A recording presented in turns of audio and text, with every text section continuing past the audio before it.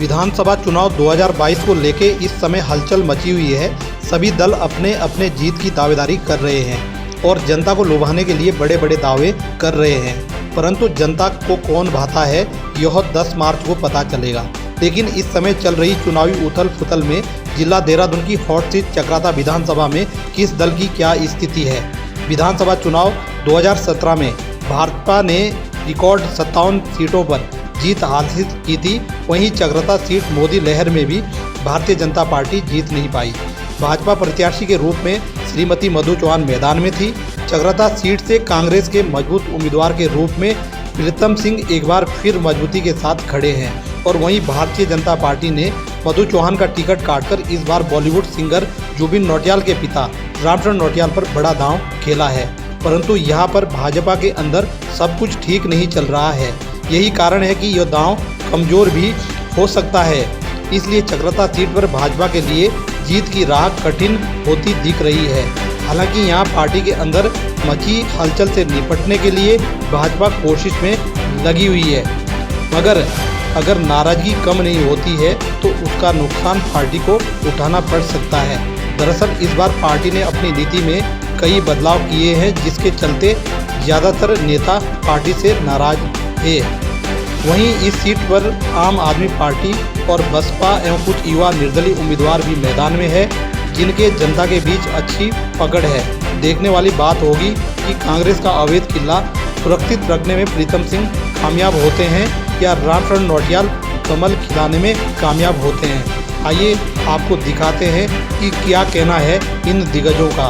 देखिए इस रिपोर्ट में। सबसे पहले तो आप सभी पत्रकार बंधुओं का बहुत बहुत धन्यवाद कि आप लोग जो है हमारे छोटे से मैसेज पे जो है उपस्थित हुए हैं। वर्तमान समय में हमने जौनसार बावर का काफ़ी सारा क्षेत्र जो है प्रचार में कवर भी कर लिया है। काफ़ी सैकड़ों गांव में हम घूम के भी आ गए हैं। लोगों का बहुत अच्छा रिस्पॉन्स है। क्षेत्र की जनता बदलाव चाहती है, बदलाव की ओर है। रही बात हमारा आकलन की, जिस तरीके से आपका जो प्रश्न आया है, तो हम इस क्षेत्र में इस चुनाव में बहुत ही अच्छे तरीके से अपना आकलन कर रहे हैं और बहुत ही बेहतर नतीजों की तरफ ये जौनसार वार्ड की जनता इस बार कुछ नया परिणाम देखने को मिल रहा है। जनता बदलाव का मन बना चुकी है। जनता जो है वंशवाद से परेशान होकर कुछ नया बदलाव चाह रही है।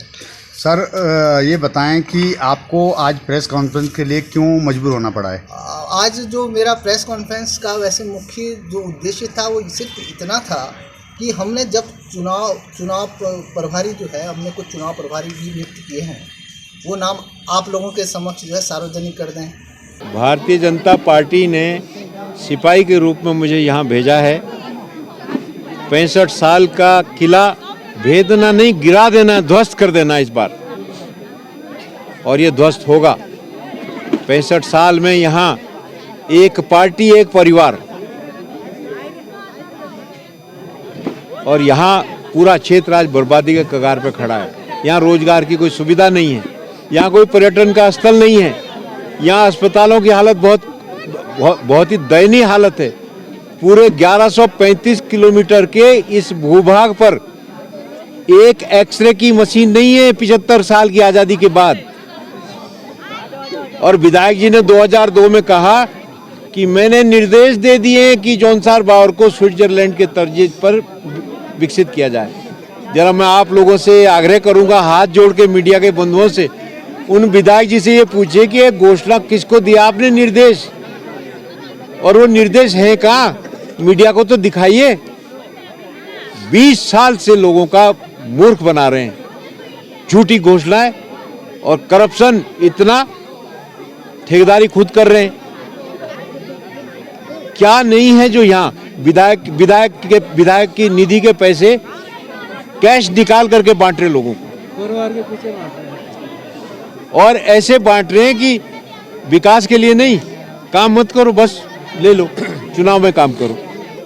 इस बार इनका पैसा भी खाएंगे जो ये जो निधि का कह करके बांट रहे हैं। वोट कोई देने को यहाँ तैयार नहीं है, इस बार सब उखाड़ने को तैयार बैठे हैं। सर, एक सवाल ये भी है कि अभी जब मधु चौहान टिकट बंटवारे को लेकर काफी जो भाजपा के जो कार्यकर्ता है काफी आक्रोश में है, नाराजगी है, तो क्या उनकी नाराजगी दूर करने की कोशिश की जाएगी? अभी आपके सामने हैं और सभी लोग चुनाव प्रचार में आएंगे मैडम भी आएंगी, कार्यकर्ता सब लग गए हैं। देखिए, जब ये हर पार्टी में हर सीट पर ऐसा है कि जब 4 कैंडिडेट 5 कैंडिडेट होते हैं तो कुछ लोग आत्मीयता से कैंडिडेट से जुड़े होते हैं, तो कैंडिडेट उनके अपने प्रत्याशी को जब टिकट नहीं मिलता है तो थोड़ा बहुत नाराज़गी होती है, लेकिन वो हमारे पार्टी के अंदर की बात है, वो कोई पब्लिकली ऐसा कुछ नहीं है अभी तक।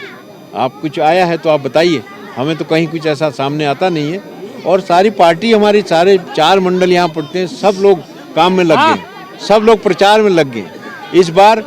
इस बार जौनसार बावर में हम रामचरण नौटियाल नहीं, कमल के फूल को और आदरणीय प्रधानमंत्री मोदी जी के लिए वोट मांग रहे हैं। हम तो एक खड़े किए गए हैं। जो भारतीय जनता पार्टी है रामचरण नौटियाल को एक प्रयोग के तौर पे उतारा है सर, किस प्रकार से आप मानते हैं चुनौती के रूप में? देखिए,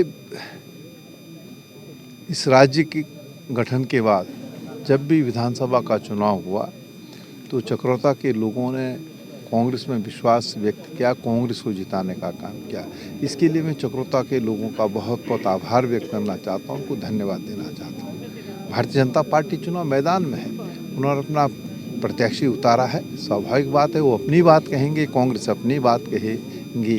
अंतोगत्वा निर्णय जो है आम जन को लेना है, चक्रोता के लोगों को लेना है। मुझे यकीन है, भरोसा है, जो परंपरा रही चक्रोता विधानसभा की, उस परंपरा का निर्वहन करते हुए चक्रोता के लोग कांग्रेस को जिताने का काम करेंगे। सर, लगातार वो आरोप लगाते हैं कि 65 साल में क्षेत्र में कोई विकास नहीं हुआ है और मात्र एक जो है एक्सरे मशीन तक क्षेत्र में नहीं है स्वास्थ्य को लेकर। देखिए,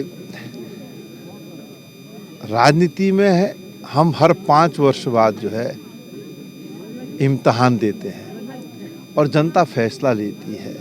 अगर हमने कुछ नहीं किया 60 वर्षों में तो क्यों लोग जो है बारंबार कांग्रेस में विश्वास व्यक्त कर रहे हैं? लोग समझते हैं, जानते हैं कि कांग्रेस ही जो है विकास कर सकती है, इसलिए विकट परिस्थितियों में भी चक्रोता के लोगों ने कांग्रेस को नहीं छोड़ा। सर, जिस प्रकार से नामांकन प्रक्रिया से पहले दोनों जो है राष्ट्रीय दलों में भगदड़ मची है नेताओं की इधर से उधर, तो जो गणित है वो गड़बड़ा गया है, तो सर आप क्या मानते हैं कांग्रेस वापसी करने जा रही है? कहीं पर कोई गणित नहीं गड़बड़ाया है। राजनीति में कभी दरवाजे बंद नहीं होते हैं, दरवाजे खुले रहते हैं। उस खुले दरवाजे से बहुत सारे लोग जाते हैं और बहुत सारे लोग आते हैं। इस देश के लोकतंत्र में ऐसा कोई राजनीतिक दल नहीं है जिस राजनीतिक दल से लोग गए ना हो या आए ना हो, कोई फर्क पड़ने वाला नहीं है। उत्तराखंड के लोग भारतीय जनता पार्टी के चाल चरित्र चेहरे को पहचान चुके हैं और उत्तराखंड के लोगों ने बदलाव का मन बनाया है। कांग्रेस प्रचंड बहुमत के साथ 2022 के इस चुनाव में सरकार बनाने जा रही है। सर, जौनसार बावर चक्रोता विधानसभा के साथ साथ प्रदेश का जो है भार भी आपके कंधों पे है, तो क्या मुद्दे रहेंगे जनता के बीच में? नहीं, देखिए, मैं तो आभारी हूँ चक्रोता के लोगों का कि चक्रोता के लोगों ने बारंबार कांग्रेस को जिताने का काम किया और राष्ट्रीय नेतृत्व ने चक्रोता के लोगों के दृढ़ निश्चय को देखते हुए, कांग्रेस में आस्था को देखते हुए, मैं उनका प्रतिनिधि के रूप में था, चक्रोता के लोगों को सम्मान दिया। पहले प्रदेश अध्यक्ष के रूप में मुझे कार्य करने का अवसर मिला, उसके बाद नेता प्रतिपक्ष के रूप में कार्य करने का अवसर मिल रहा है। और मैं समझता हूँ कि जो मुद्दे हैं उन मुद्दों की जो है कोई कमी इस चुनाव में नहीं है। 17 के चुनाव में बहुत वादे सत्ता में बैठे हुए लोगों ने किए थे, लेकिन एक भी वादा पूरा नहीं हुआ। किसान भी सड़क पर संघर्ष कर रहा है, नौजवान साथी रोज़गार के लिए संघर्ष कर रहा है, महंगाई अपने चरम पर है, कोरोना की महामारी से लड़ने में सरकार पूरी तरीके से अक्षम साबित हुई है। 100 दिन के अंदर लोकायुक्त लाने की बात कही थी, भ्रष्टाचार से मुक्त पारदर्शी सरकार देने का वादा किया था, वो कहीं पर फलीभूत होता हुआ दिखाई नहीं दे रहा है। हरिद्वार में कोरोना टेस्टिंग में जो भ्रष्टाचार हुआ है वो आपके सामने है। भू कानून को लेकर के लोग सड़कों पर संघर्ष करने का काम कर रहे हैं। तीर्थ पुरोहित जो है सड़कों पर संघर्ष करने का काम करते रहे। तो एक विषय हो तो मैं कहूँ बड़ी लंबी चौड़ी फेरिस्त है और उत्तराखंड के लोग सत्ता में बैठे हुए लोगों से जवाब मांग रहे हैं।